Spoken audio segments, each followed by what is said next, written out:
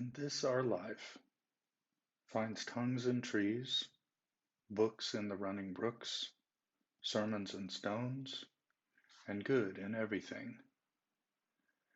These words come from William Shakespeare, the greatest writer in the English language. It's actually not even a debatable point, and I'll teach you about why that's true later on. But for now, we're beginning our unit on Shakespeare, his theater, and Romeo and Juliet. It's really important for me to let you know that the first assessment that you're going to get, the first summative assessment that you're going to get for this class is going to be over this video. You need to take notes. There's going to be at least 40 or 50 facts in this video that you're more or less expected to know.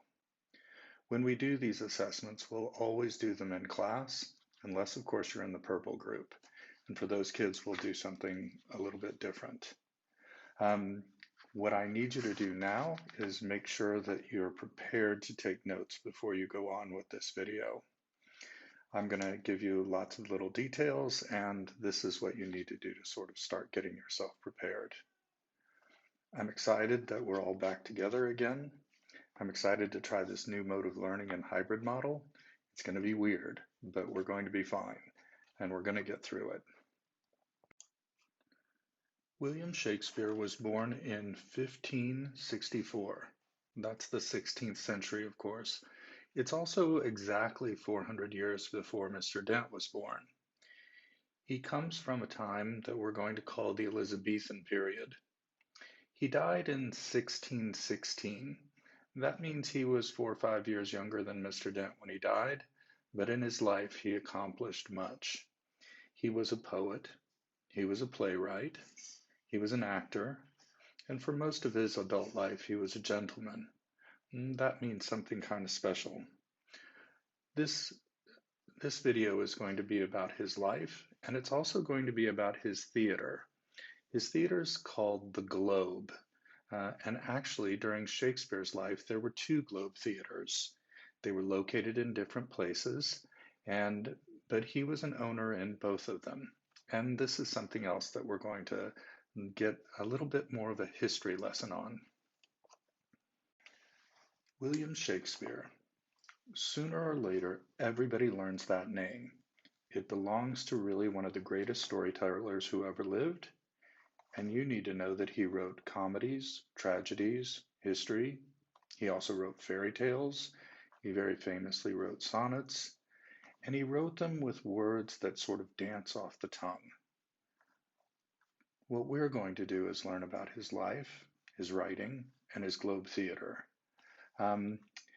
This is a playhouse where Shakespeare's plays were first performed by what at the time were the greatest actors of that age.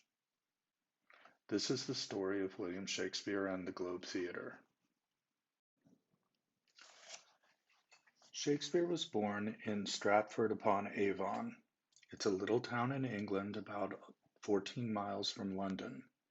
It's called Stratford-upon-Avon because there are hundreds of towns in England called Stratford, and in Canada too, and a few other places. It's called Stratford-upon-Avon because it's on the Avon River. That birth was a little over 400 years ago, and Shakespeare grew up with a very large family in this crowded house on Henley Street in Stratford. His father was named John Shakespeare. He was a glove maker, but he was also the bailiff, which is kind of like a mayor, which is why Shakespeare was allowed to go to school until he was about, I would say, 2 years younger than you. John Shakespeare had a wife, William Shakespeare's mother. Her name was Mary, and she had 8 children: Will, Gilbert, Joan, Richard, Anne, and Edmund. But they also had 2 children before William was born who both died in infancy. We don't have good records of why they died, but it was probably because of a plague, a pandemic.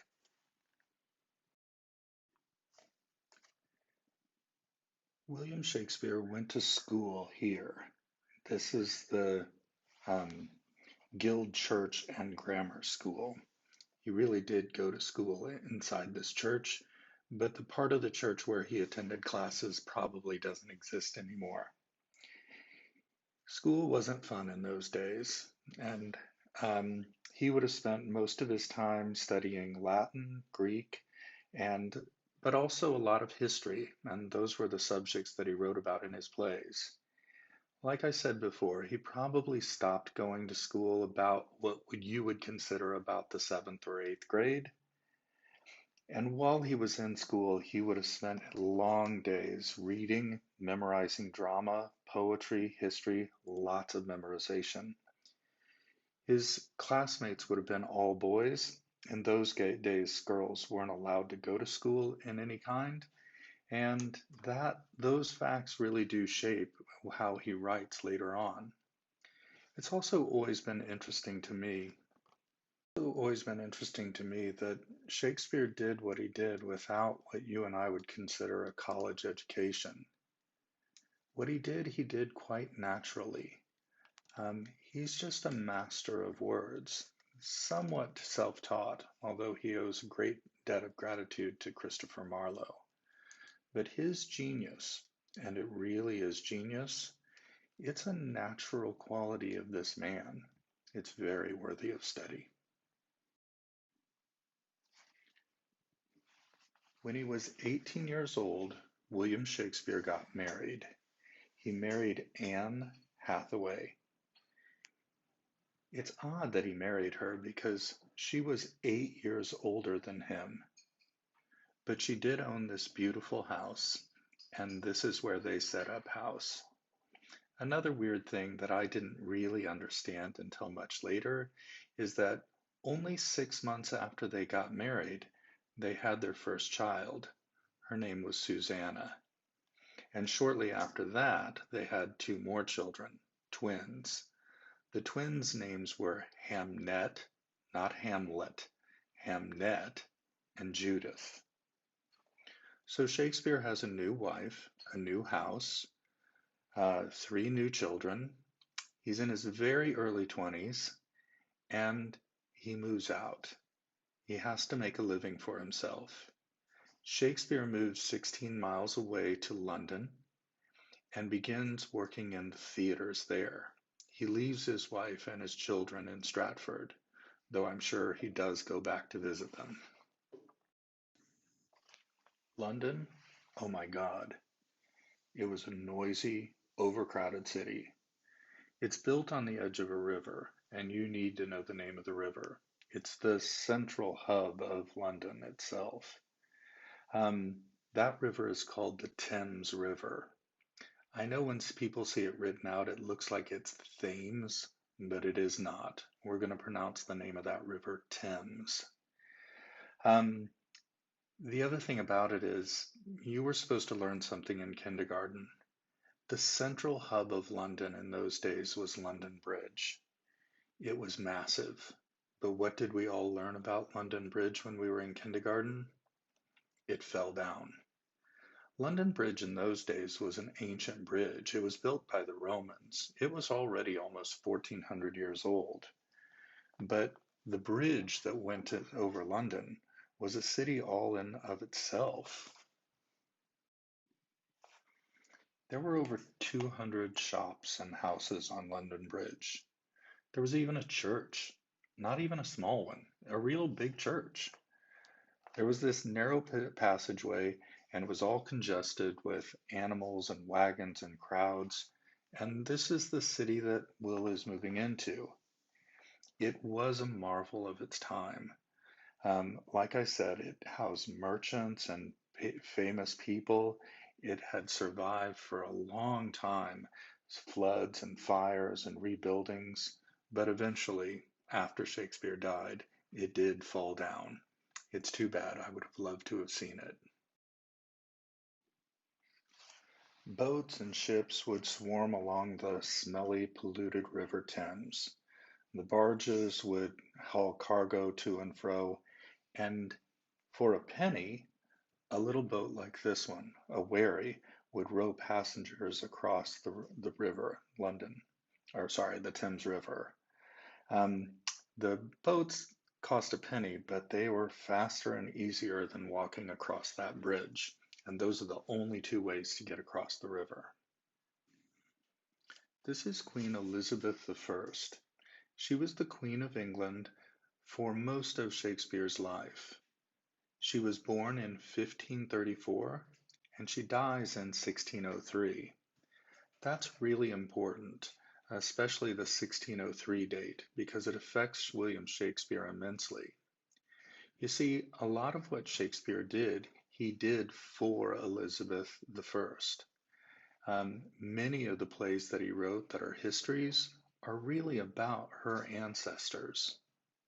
Shakespeare wrote a lot of histories about Kings Henry and King Richard and King John. In fact, a lot of these plays are actually multiple plays. You can go see King Henry IV Part 1, King Henry IV Part 2, King Henry V, or you can see all of these history plays. They're for Queen Elizabeth I. They're about her ancestors. The other thing you should know about Queen Elizabeth is she gave Shakespeare money. She was his patron, and she supported the arts in London.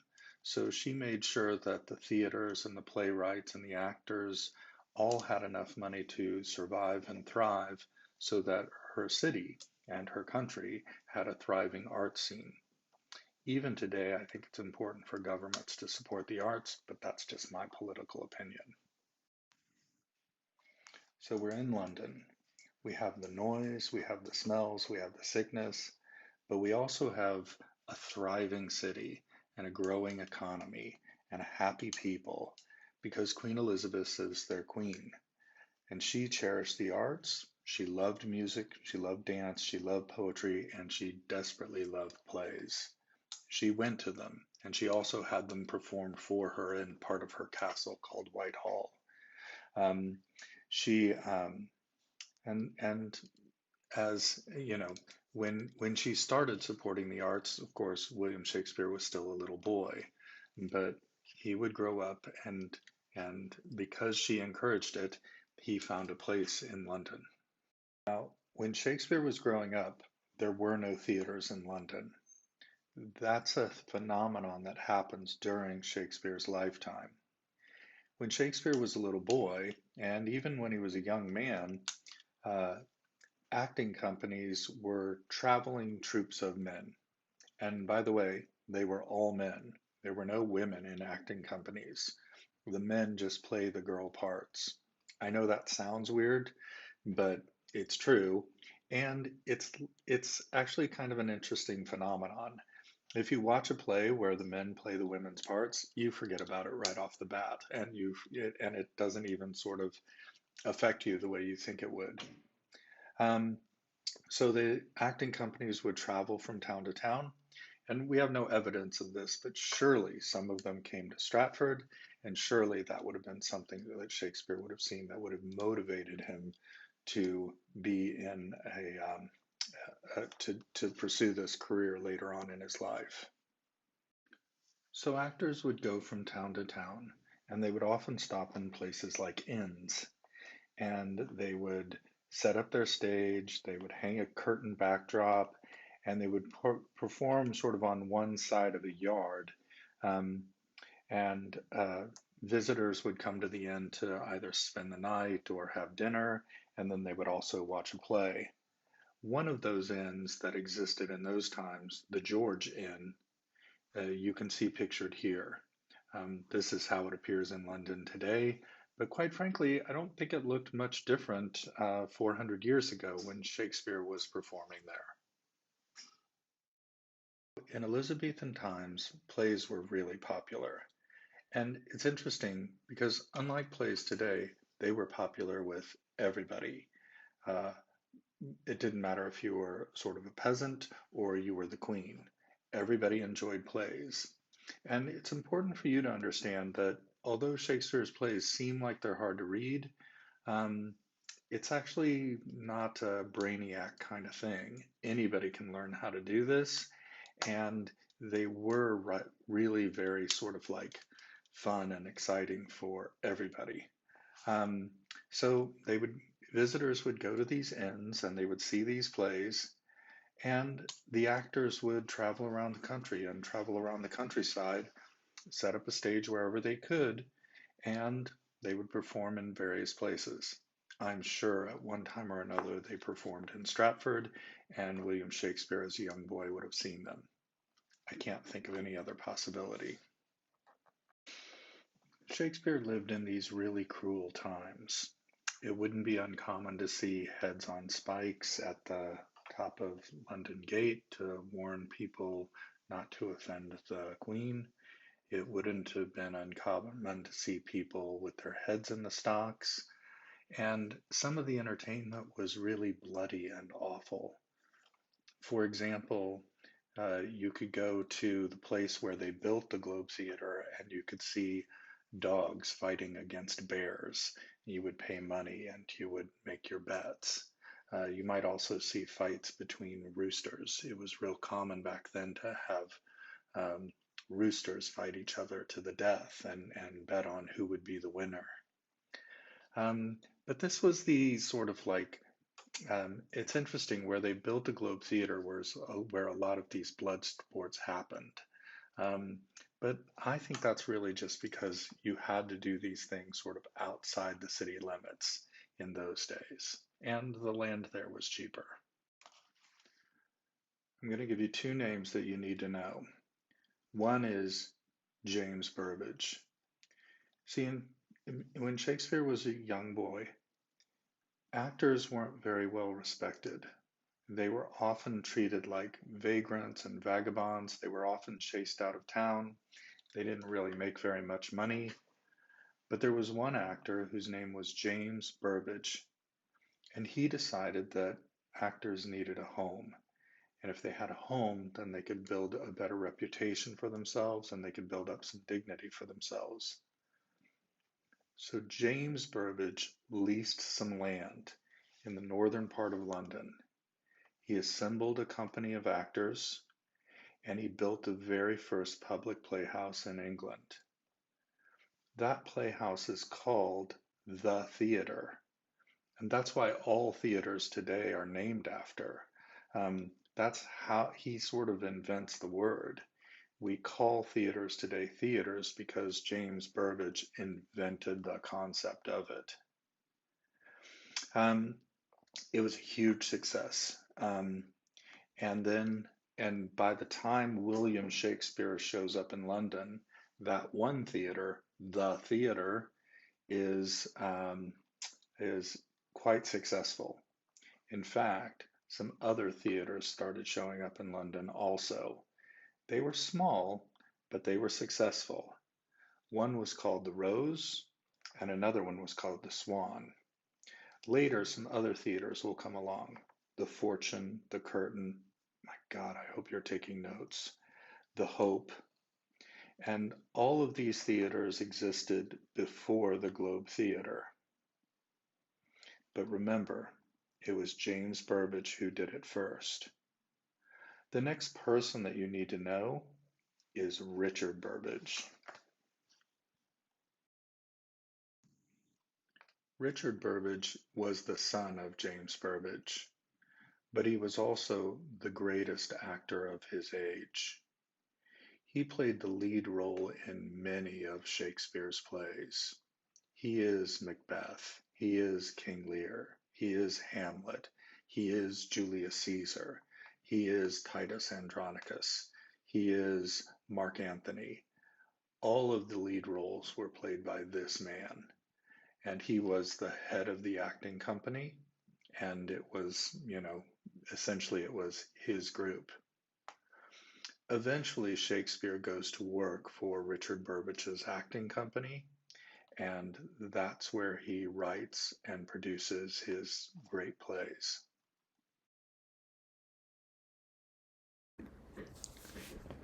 So, this is a map of London in the late 1500s. I want you to notice the red line that encircles the city. It encircles the city except for the part of the city that's blocked off by the Thames River. That's the old Roman wall. And inside that red line is London proper. The theaters have to be outside that line in liberties. They can be south of the Thames River, like the Swan and the Hope and the Rose, which is also where you could find the George Inn and the Bear Gardens, where they had those animal fights with dogs and bears and roosters fighting each other. And that south bank of the Thames River is also where will eventually get Shakespeare's Globe Theatre. On the north of the Red Line, in the north above the city, that's where you get the theater. This is also where you can find the Curtain and the Fortune. The theaters to the north were a little bit larger than the theaters on the south bank of the Thames River, but everything will change when Shakespeare finally builds his Globe Theatre. Now, the thing to remember here is that the theater is owned by James Burbage. The lead actor is Richard Burbage. They have several playwrights that work for them, but their acting company is called the Lord Chamberlain's Men. And William Shakespeare becomes a member of that acting company, both as an actor, but more importantly as a playwright. And that's the marriage that leads to all of his great success. For the rest of his career as a playwright, this is the group of people, I mean, people come and go in that acting company, but this is the group of people that he will be writing for, and they will dominate theater in London pretty much all of Shakespeare's working life. The truth is, we don't know very much about Shakespeare's life. The stuff I told you about his marriage and about his children, and the stuff that I know about his death, all of that I know because there were records that were kept at Holy Trinity Church, which was Shakespeare's church in Stratford upon Avon. That's where he was baptized. That's where he got married.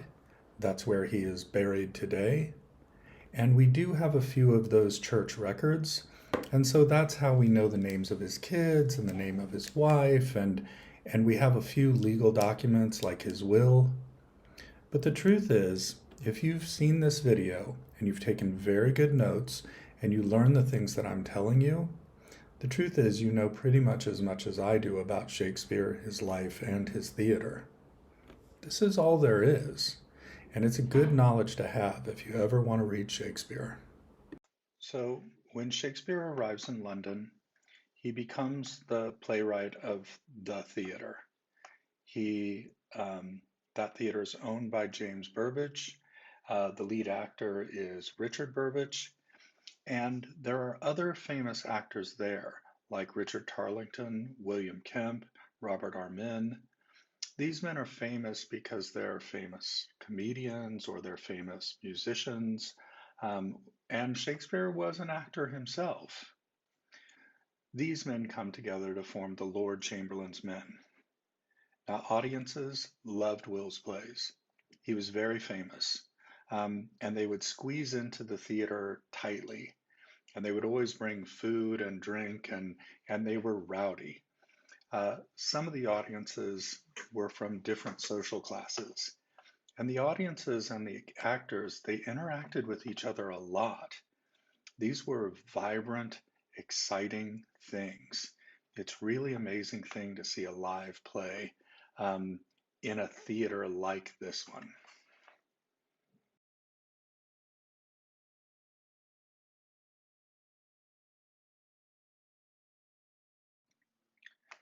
Now, Shakespeare did have some competition. This is Christopher Marlowe. He was the playwright at the Rose Theatre, and he was also a member of a different acting company. His acting company was called the Admiral's Men. And Christopher Marlowe and the Admiral's Men had the most popular theater on the south bank of the Thames River. Christopher Marlowe was born the exact same year as William Shakespeare.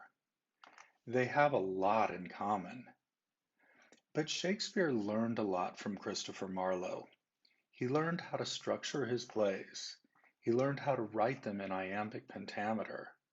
Now, Christopher Marlowe and Shakespeare were very different in the sense that Marlowe was really very well educated. Also, he wasn't really very well liked. He wasn't just a nice guy. So no one was really surprised when he was 29 years old and he got in a bar fight and he got a knife in his eye. And that was sort of the end of Christopher Marlowe.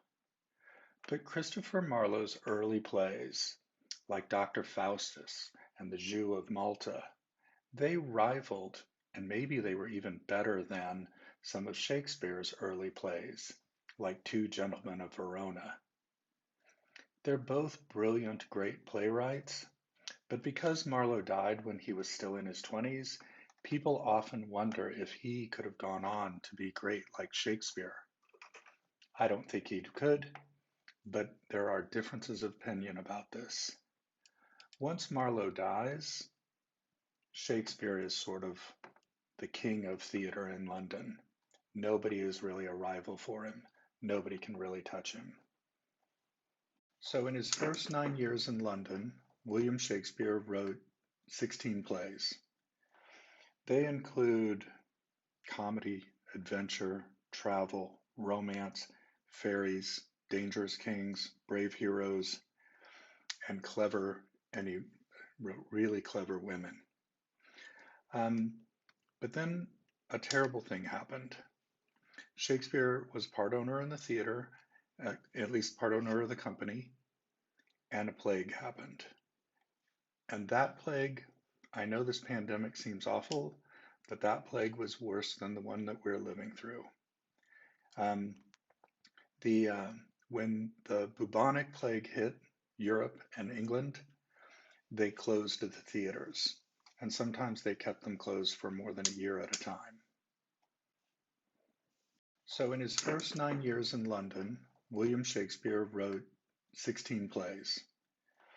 They include comedy, adventure, travel, romance, fairies, dangerous kings, brave heroes, and clever, and he wrote really clever women. Um, but then a terrible thing happened. Shakespeare was part owner in the theater, at least part owner of the company, and a plague happened. And that plague, I know this pandemic seems awful, but that plague was worse than the one that we're living through. Um, the When the bubonic plague hit Europe and England, they closed the theaters, and sometimes they kept them closed for more than a year at a time. These are two of the most famous paintings of Henry Wriothesley, the Earl of Southampton. I know what you're thinking when you look at him, and you're not wrong, um, but that's who he was.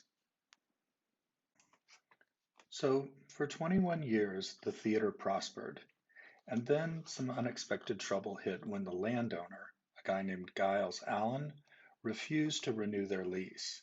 He just had other plans for the land.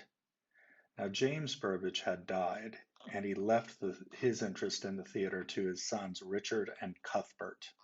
They became the managers. For 2 years, they pleaded with Allen while their homeless company struggled in a rented playhouse called the Curtain. You can see it. It's just like 5 steps from where the theater was. Allen owned the land, and they owned the theater, and they didn't want to give up their valuable theater. So in desperation, the brothers decided to do something really bold. They leased the land across the river near the Rose Theater. They waited until Christmas time, when Allen was away on vacation, and then at night they secretly began to dismantle the theater. They floated the parts of the theater across the Thames River piece by piece, and with that timber they started to build a new playhouse. And because all the world is a stage, they would call it the Globe Theater. By spring, they were discovered, but it was too late. The building was pretty much all the way up. By 1599, the Globe Theater had opened to instant success. It was so popular that it soon drove the Rose Theatre Company away. They had to build a theater somewhere else. Remember, they were sort of right next door on that south bank of the Thames River. Audience would pack into the Globe Theatre. They sometimes referred to it as the theater with the thatch roof, and that's important. I'll come back to that in just a minute.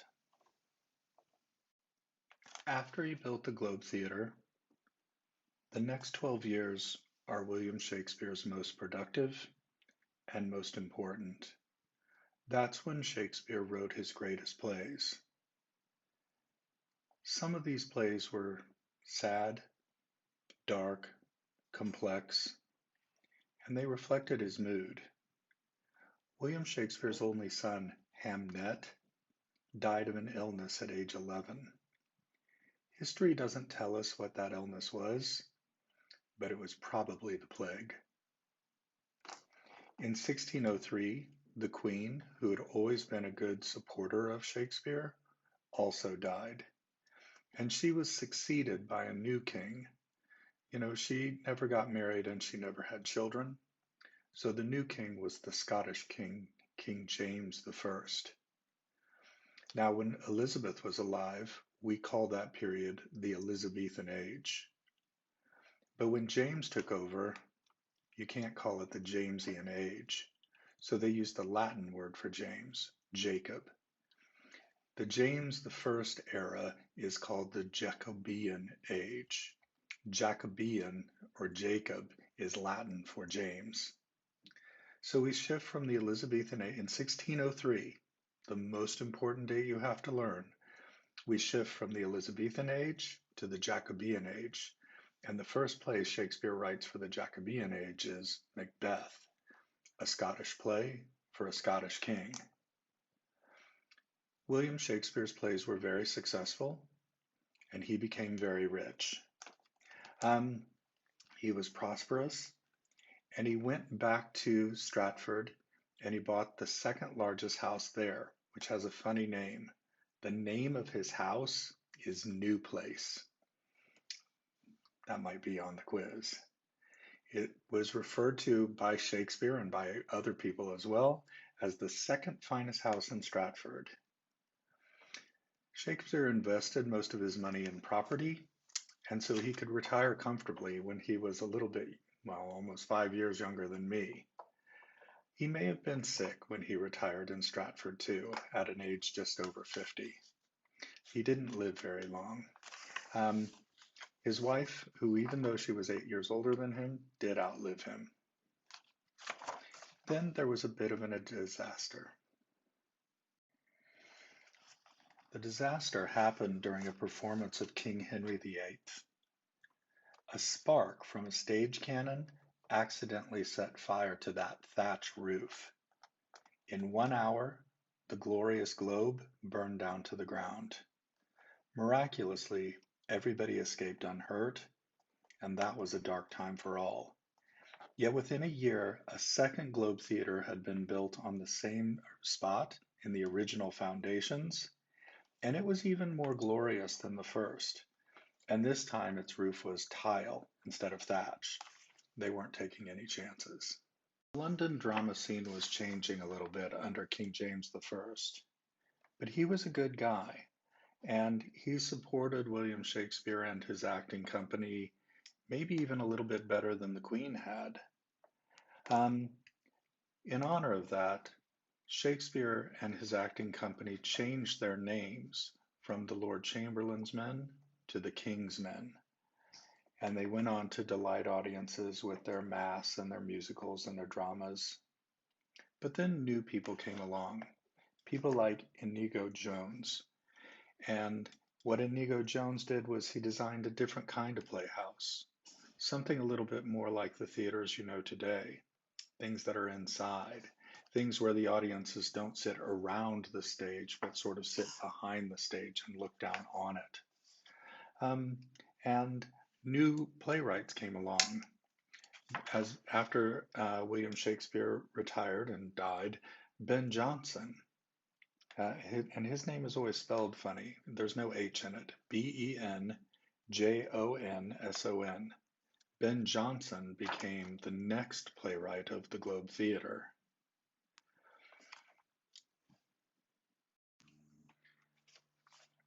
This is Ben Jonson. He's a brilliant poet and also a brilliant playwright, but his words about Shakespeare are probably the most famous thing that he ever said or wrote. Shakespeare left London. He went home to Stratford to retire and to rest, and he's not there very long before he dies. Shakespeare dies on his 52nd birthday, and he is buried in Holy Trinity Church. Shortly after his death, Ben Jonson wrote about William Shakespeare.